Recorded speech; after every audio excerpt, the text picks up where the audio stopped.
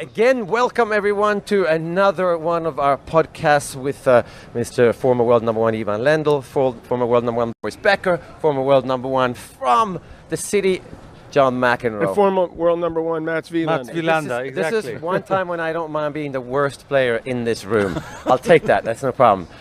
Today we're going to try and be as mean as you possibly can be without being mean that lasts. How do you do that? I'm going to show you. So we're going to start off by, because John was there, I'm going to start off by asking you, Ivan, in 86 or 87, we played an exhibition in Barcelona. Yes.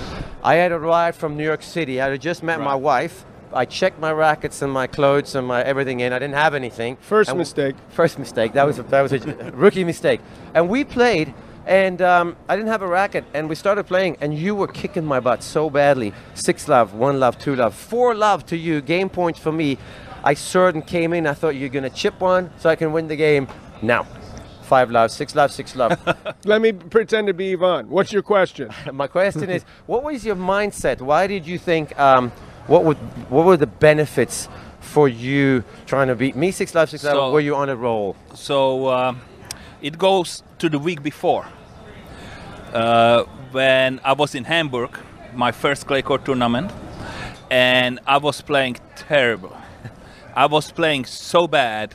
I was playing in the quarters, I was playing Terry Toulon, and it was heavy and slow and wet, and he was beating me. He was serving for the match at 5-4 in the second and 6-5 in the second, and somehow I won. The next day I'm playing Kent Carlson of Sweden. Tough. And same thing, he just runs and runs and runs, and he's leading 6-3, 5-3, and I can't put 4 balls in the court in the row. And somehow answer the question. Well, just learn some patience, John. It helps you. So I was really struggling with my game. Next day in the finals, I'm going to play Mechir, your buddy, and I'm going to get killed. That's what you thought? That's what I thought, because I couldn't hit, literally couldn't hit a winner, couldn't hit 3 balls in the row. And somehow I woke up and played great, won 1-1 and 3. That's Sunday. Then I fly to Barcelona, and you and I play on Monday. And as all the players, you're never certain when it's there, and I was afraid it's going to leave me. So I played as hard as I could. Yes. And I had no idea that you didn't have your rackets. Right. And all that. And so I just wanted to keep that form going into the French. But I had the same experience with John, which John doesn't know. We played in Hong Kong one year, and I lost my rackets. And I went into a store and bought 3 Adidas rackets, strung them with something they had, and John beat me 7-5 in the 5th in an exhibition. Well, here's the difference, though. Yes. You see, I was up 6-3, 6-3, 5-3. And someone just came couldn't close it? Someone came on the court and they said, did you know that Ivan lost his rackets and didn't, he just had to get some rackets in a store? I go, no, you got to be kidding.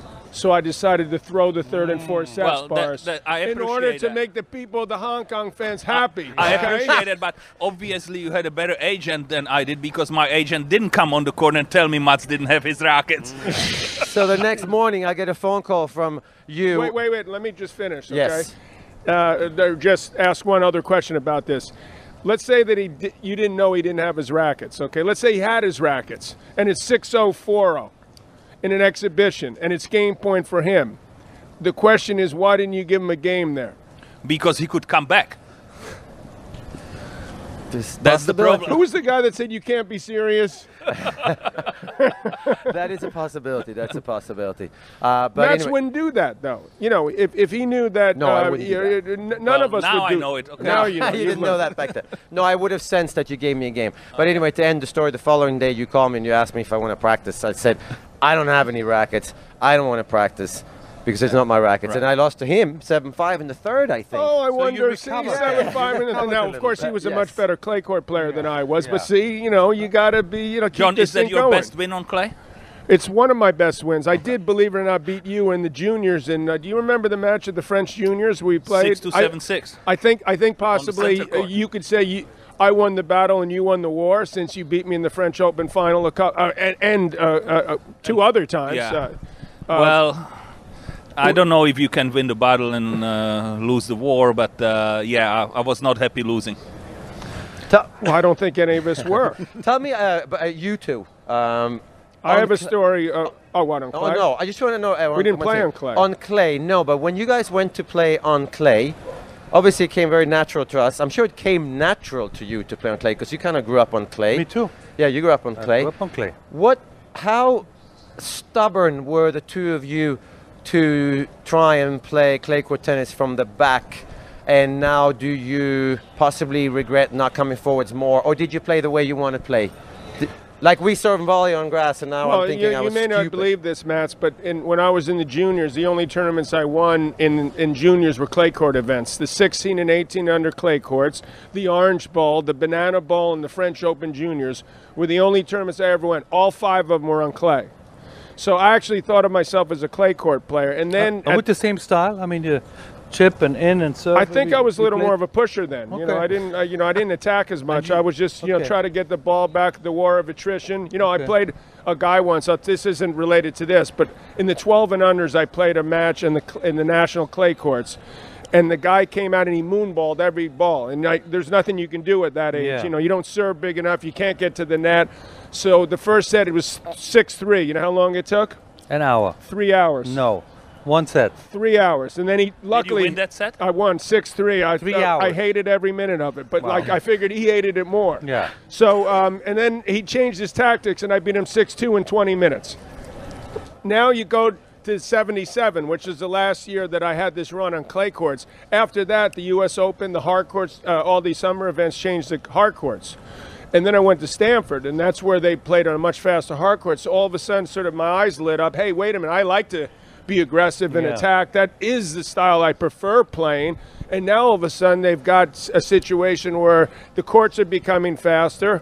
You know, Mats, from Stockholm, the first time, I don't know what the year, Ivan, you played Stockholm, yes, right? I did a couple of times. The first year I played there in 1978, I played, I think your idol, Bjorn Borg, or a lot of people. Yeah, it was fast. Really tile. fast. They played on tile then. I was like, quick. this is crazy.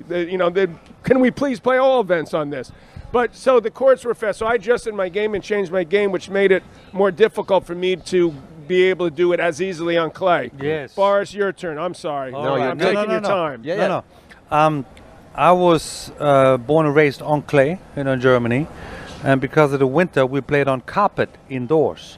So I played on clay and carpet. You couldn't get more different. Very close surfaces. in speeds, those two. Yeah, very, very close.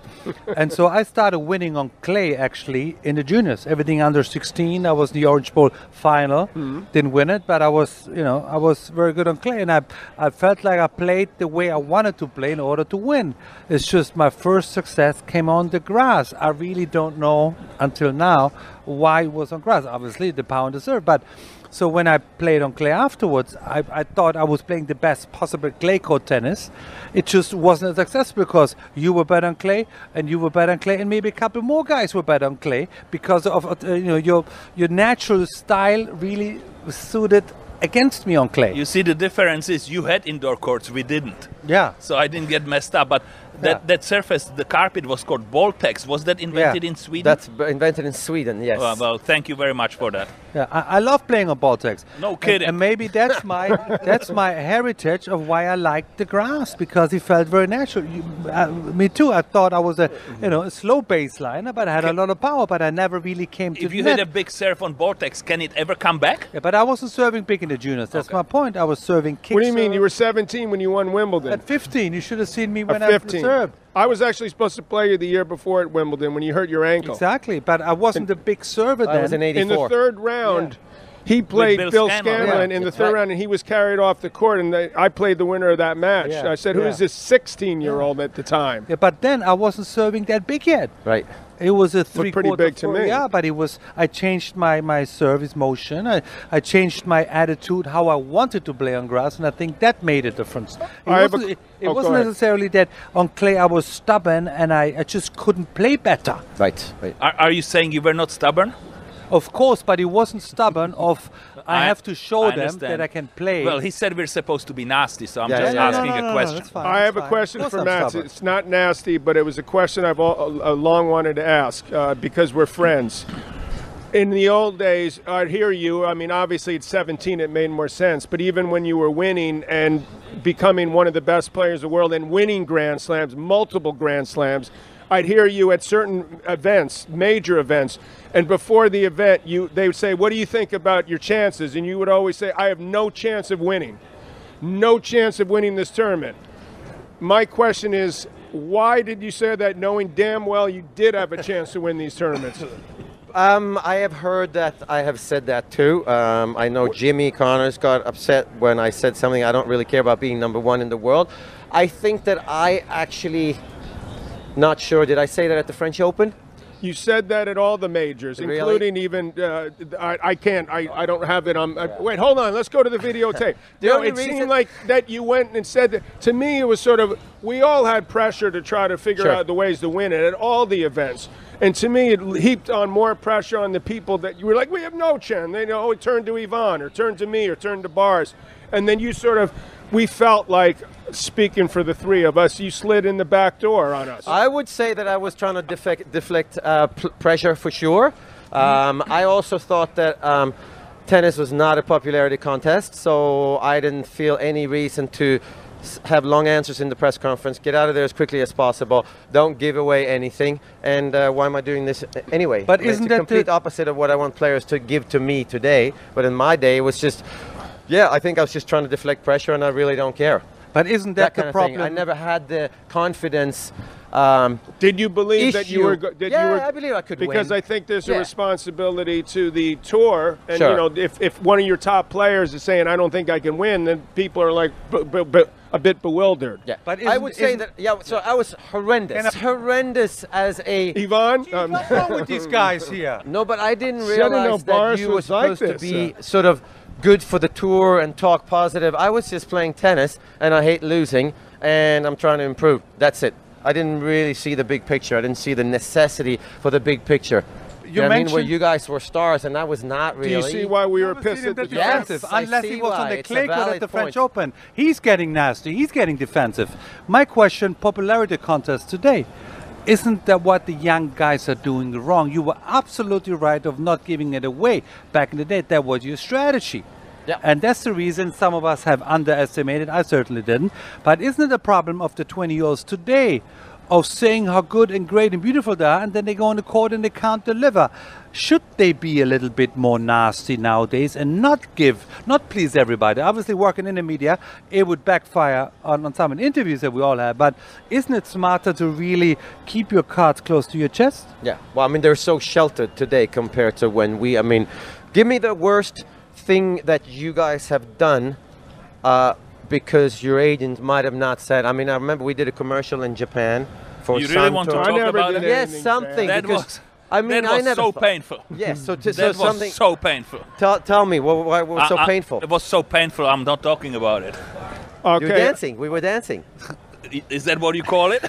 I have a question then for Boris. Okay, speaking, since he's all so upset, and here's another thing that me as a group of three, maybe they'll disagree.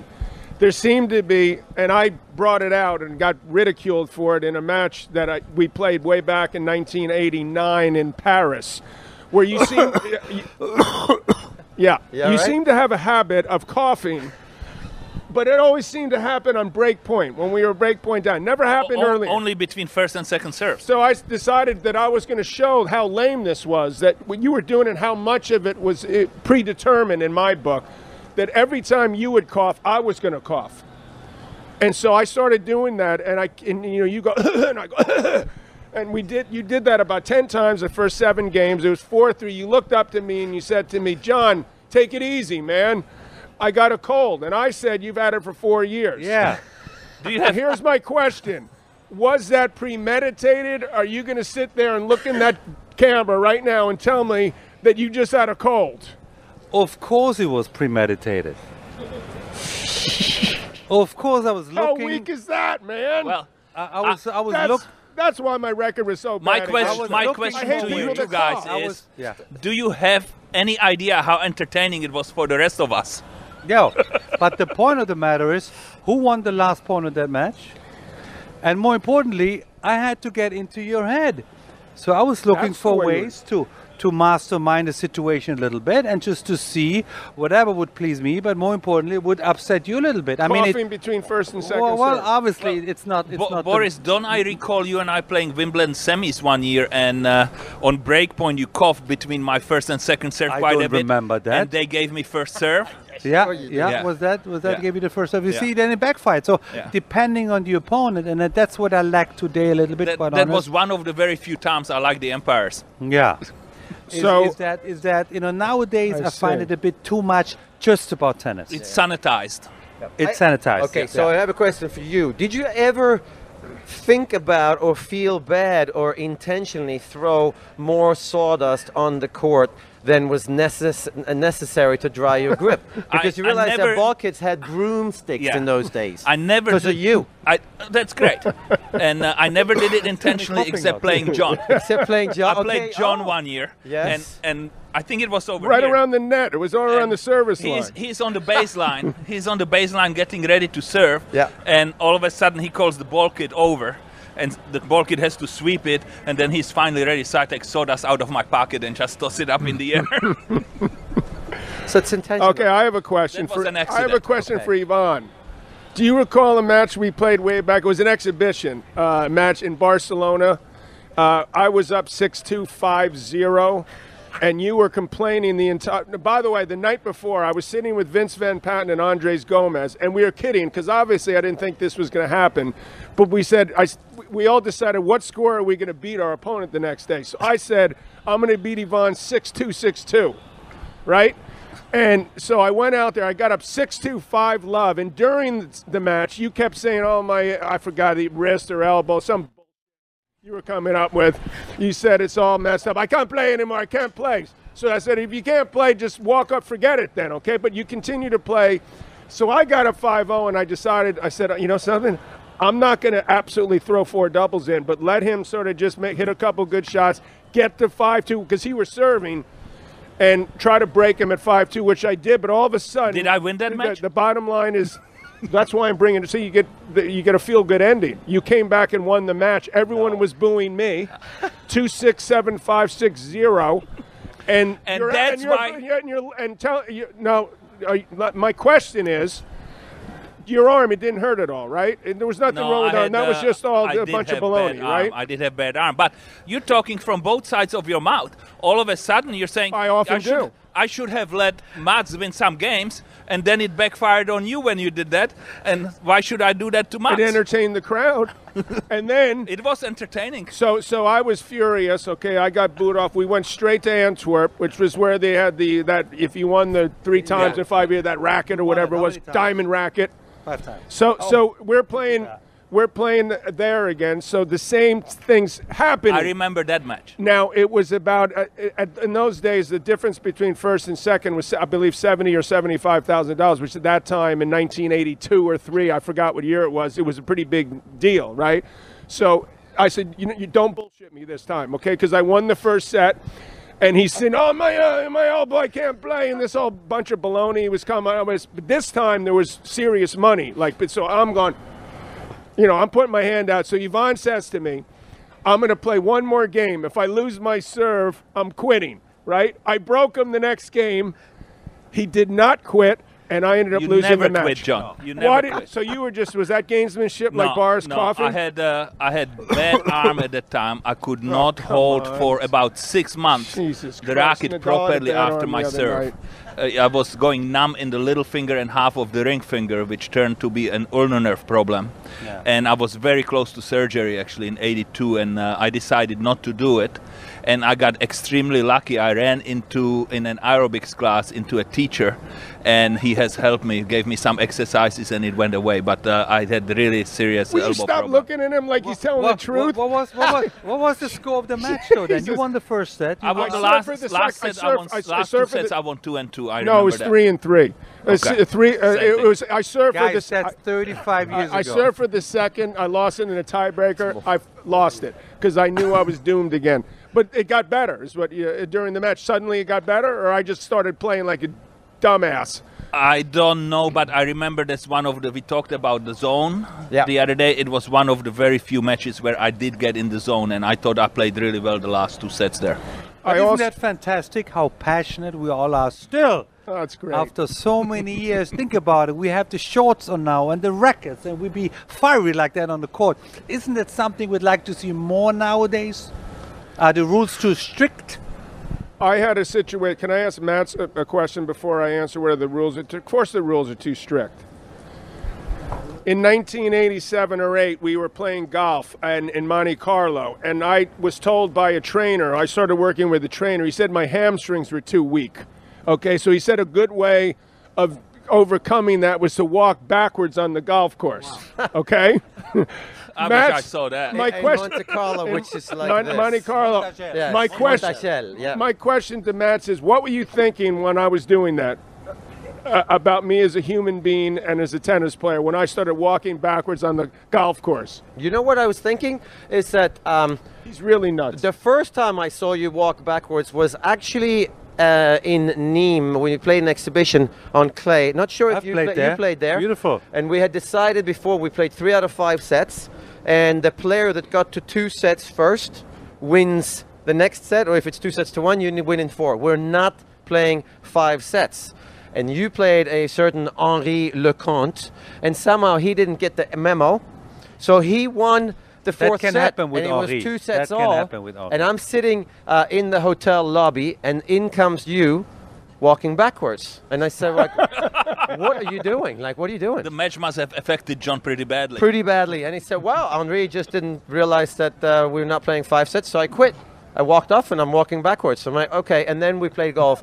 And then I realized that the first time I thought you were nuts. Now, No, you knew I was he nuts. is nuts, and he is never going to be a threat again to win a slam, which Really? I didn't think. But you that didn't? was Oh, the thank case. God. That was Oh. the case. What? Well, you didn't win another slam. Well, that's after true. walk- but you- after walking did backwards, you never did you won think another when slam. I walked backwards, I was the guy's not totally gone He's lost it. tapioca? He's lost it for sure. Definitely. Oh, my God. All right. It's time up. I got to go cry. So about those rules, John. Yeah, Talk the about rules, the rules. We want to talk about the rules. Rule Okay, change. two I said, rules. Yes. wouldn't it be better if we see these, young guys show their emotions a little bit, be a bit more crazy like we were? They're not even allowed to do so. So my question was, aren't the rules a bit too strict? Daniil Medvedev, what he's done is funny. It's cool. Wasn't he criticized though? Yeah. Wasn't he criticized to play with the crowd afterwards to be single? I mean, we were 10 Well, times that said was like that. that was awesome. Yeah, I that's thought. what I Yeah, I mean, thought. it takes a lot of guts to do what he did to the crowd after the match and But say, isn't that's what we did? And nowadays these boys get criticized. Leave me for out that. of it. Leave me What out do you- of it. Yeah. What about Ivan? Because he was better behaved than us, except for Matt's. He was certainly I the mean, second best behaved. You know, luckily for me, you and Jimmy were around, so I looked really good. That's a well, good point. that's point. Now, Kyrgios, look at Kyrgios.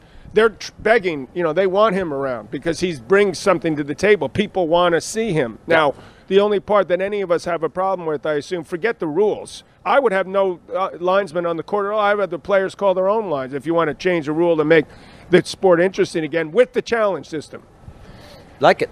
But Kyrgios doesn't try half the time. Yeah, well, that's the problem. That's the problem. Yeah. We all want just people that go out and give. Medvedev, he's going out there giving it the effort.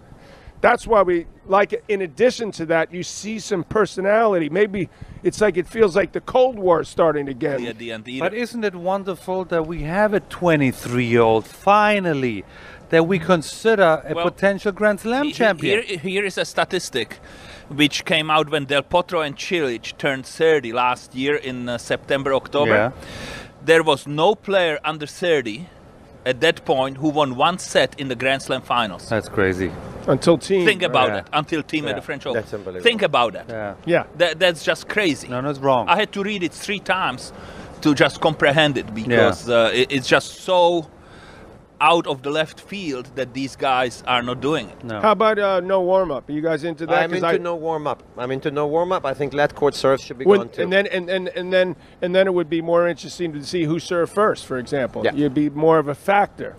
You'd build now. Most of these guys have already had 1 or 2 warm ups. They've also gone through some warm up in the locker room with their physical trainers. I don't see why the first ball you hit it doesn't mean something. I'm a bit old-fashioned concerning the rules because I don't think that's the problem we have in tennis. What I don't like to see is too many physical trainers on the court. Oh. Isn't that the whole point of wearing somebody down for him to be tired or get cramps in the third or fourth set? I would have driven me crazy. And all the work that I've done before is, because I think I have something on the leg. He's going to come in there. It's going to have 15 minutes a break for him to actually have the treatment to assess the situation by the time he's recovered. I think that's a terrible I'm with you, rule. Boris. I'm with you on that, and I will change my mind only when I see the marathon stop because somebody is cramping. There you go. That would be interesting. Yeah. But a question for you, Ivan. How long or when do you think that the fans turned in your favor here in New York? Because clearly in the beginning, when you played Jimmy and John, for obvious reasons, they were more rooting for him. But you made 8 finals in a row? Yeah, 7. eight, yeah. So at some point, the fans gave you the respect you deserve, just like somebody like Daniil Medvedev is sort of experiencing. When did I you never feel? thought about it. You never thought about it, so you didn't really care at all. You just go and try to win. Okay. Just like you were saying before, you go and try to win. If they're for you, you try to win so you make them happy. And if they're against you, you try to win because you want to win. That's Because it. for so long they were not on your side, Right. you just took it for granted. You come into a country where the top 2 guys Yeah. are home guys. On top of that, John is from New York. You can't expect the fans to be for you. Was it even a situation where that motivated you more, a bit like we have today with Medvedev? Absolutely. I mean, it's like, You needed more motivation than trying to kick his butt? well, look at it this way. If you, let's say, you're in the semis, you're in the finals already, and the other 2 guys are playing. There is John and somebody who is ranked 15. Right. Well, I know I'm going to beat that guy ranked 15, right? So Yeah. I kind of want him to win, knowing it's probably not going to happen. But if you beat John in the finals, it means that much more because he's number 1 or number 2 in the world with you, and it means that much more. And he's a New Yorker. Yeah. Yeah. How So- did you deal with that, John? Because I'm sure you must have had situations where you are about to walk on a court, full stadium, and you don't quite know, are they going to root for me or against me? Or I think it was clear when he played Davis Cup in Argentina that they're going to be against him. Yeah, I think that I loved energy, whether it was good or bad, preferred it good, but I did seem to dwell on the people that would be getting on me, which I found infuriating, just to like try to bring your level down. I mean, I don't care if people rooted against me, as long as if Ivan hit a great shot, you're like, too good. You're pissed, you lost a point, but you can accept that and respect it, but you can't, double fault. And then all of a sudden this huge round of applause comes my way. So I always had a difficult time for some reason where I was born, which was Germany. They didn't seem to understand me too well there, Boris. I don't know why. Didn't Do give you have a any explanation? passport fast enough. Maybe that was it. That was in 'cause, Wiesbaden of all places, Wiesbaden. My father was in the Air Force, and Close to my home in Heidelberg.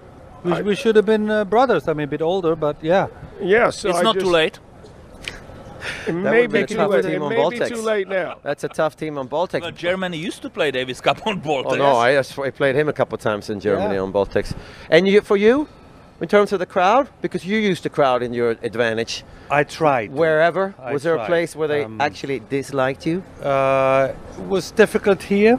Really? in New Why? York. Well, because the first couple of years it was difficult for me to feel comfortable here, to understand the New York state of mind, understand the fascination of the night matches, the fascination of supporting for an underdog. Ever since 17, I was never the underdog, so why don't you respect my performances? And like the other guy, that's not as good as me. So it took me a while for me to feel comfortable in New York.